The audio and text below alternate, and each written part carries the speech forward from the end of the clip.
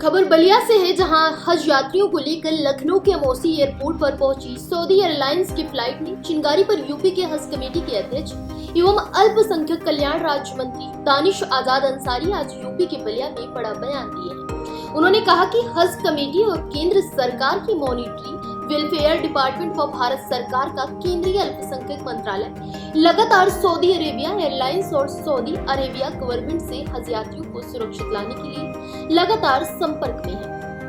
यही नहीं, दानिश आजाद अंसारी ने कहा, यहाँ तक कि उत्तर प्रदेश में 14,000 हज यात्री गए थे। पिछले 40 से 50 दिनों से हज यात्रा शुरू हुई है और बीते 50 दिनों में हर दिन इसको लेकर हम मॉनिटरिंग कर रहे हैं। 12 तारीख की पहली वापसी फ्लाइट आई थी। वापसी का सिलसिला 29 तारीख तक चलेगा। वहीं हज कमेटी के अध्यक्ष एवं उत्तर प्रदेश सरकार के मंत्री ने कल सऊदी अरेबिया से लखनऊ एयरपोर्ट पर हज यात्रियों को लेकर लौटे विमान में चिंगारी के सवाल पर कहा, फ्लाइट के लैंडिंग के बाद थोड़ी टेक्निकल प्रॉब्लम आई थी, जिसे एयरपोर्ट अथॉरिटी ने उसे दूर भी कर लिया। कोई भी हज यात्री और किसी भी पैसेंजर को कोई दिक्कत नहीं हुई है। सऊदी एयरलाइंस का जो फ्लाइट संख्या 3112 जो 15 तारीख को सुबह 6:36 पर लैंड हुआ, जिसमें लगभग 270 हज यात्री थे। लैंड होने के बाद मैंने लैंड जब पूरी प्रॉपर तरीके से लैंडिंग हो गई, उसके बाद कुछ टेक्निकल छोटे से एक दो समस्याएं दिखी एयरपोर्ट अथॉरिटी को, जिसको तुरंत ही एयरपोर्ट अथॉरिटी ने उसको रिजॉल्व भी कर लिया। उस इशू को कहीं कोई समस्या नहीं हुई, पूरी सुव्यवस्थित तरीके से सारी चीज़ें चल रही हैं और जो थोड़ी बहुत टेक्निकल समस्या जो आई थी उसको तुरंत ही एयरपोर्ट अथॉरिटी द्वारा दूर कर लिया गया। अहमदाबाद के एयर क्रैश के बाद लगातार इस तरह की घटनाएं सामने आ रही हैं, इसको कैसे देख रहे हैं? देखिए, जो अहमदाबाद में जो दुखद विमान हादसा हुआ, उससे हम सब की संवेदना पीड़ित परिवारों के साथ है।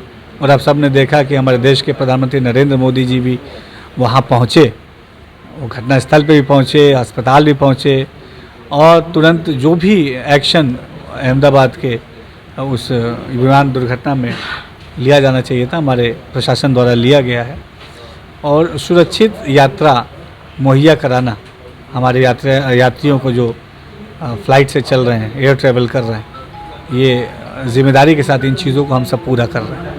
सर, आप हज यात्री थे, आप हज के आप चेयरमैन भी उत्तर प्रदेश के, इस हैसियत से कैसे देखते हैं इसको? देखिए, पूरी जो हज यात्रा का सफ़र हुआ, जिसमें लगभग उत्तर प्रदेश से 14,000 हज यात्री उत्तर प्रदेश से गए। ये 40 दिन 50 दिन पहले से हज यात्रा शुरू हुई और बीते 50 दिनों में हर दिन हम लगातार इसको हर दिन मॉनिटर कर रहे हैं, कहीं कोई दिक्कत ना उसको हम सुनिश्चित कर रहे हैं। एक जो हज ये जो लैंडिंग में कल 15 तारीख को जो SV 3112 जो सऊदी एयरलाइंस जो लैंड हुई, इसमें लैंड होने के बाद, लैंडिंग के दौरान नहीं, टेक ऑफ के समय नहीं, लैंडिंग के समय नहीं, लैंड होने के बाद जब खड़ी हो गई फ्लाइट, उस समय कुछ टेक्निकल दिक्कत, बहुत माइनर दिक्कत आया, जिसको तुरंत ही वहाँ के अथॉरिटीज़ ने दूर भी कर लिया है। और कोई भी हमारा हज यात्रियों को या किसी भी पैसेंजर को कोई दिक्कत नहीं हुई। सारी चीज़ें बहुत सकुशलता के साथ संपन्न हो रही हैं। छोटी सी हादसा, बड़ा हादसा हो सकता था सर। हम वहाँ पे देखिए सारी प्रिकॉशंस लिए गए। कोई भी फ्लाइट लैंड होती है तो प्रिकॉशन के तौर पे वहाँ पे एम्बुलेंस की गाड़ी खड़ी रहती है पहले से, फायर ब्रिगेड की गाड़ी पहले खड़ी रहती है और लगातार जो अथॉरिटीज़ है वो वहाँ पे लैंडिंग के समय मौजूद रहती है, ताकि अगर कोई भी समस्या आए उसको तुरंत दूर कर लिया जाए। कल भी जो 15 तारीख को एक छोटी सी समस्या जो सामने आई, तो वहाँ पे आसपास तमाम अथॉरिटीज़ मौजूद थे, तमाम जो है राहत के जो जितने इक्विपमेंट्स होने चाहिए वो पहले से मौजूद थे। हालांकि किसी चीज़ की कोई ज़रूरत नहीं पड़ी, फायर ब्रिगेड की गाड़ी भी मौजूद थी। सारी चीज़ें हमने पहले से ही, जितने भी हज यात्रियों की फ़्लाइटें लैंड हो रही हैं तो लैंडिंग के समय ही सारी चीज़ें वहाँ पे मुहैया रहे। एम्बुलेंस से लेके फायर ब्रिगेड से लेके पहले चीज़ें सुनिश्चित कर हम लोगों ने की हुई है और इसीलिए सारी चीज़ें बहुत सुव्यवस्थित तरीके से हो रही हैं। फिलहाल इस खबर में बस इतना ही।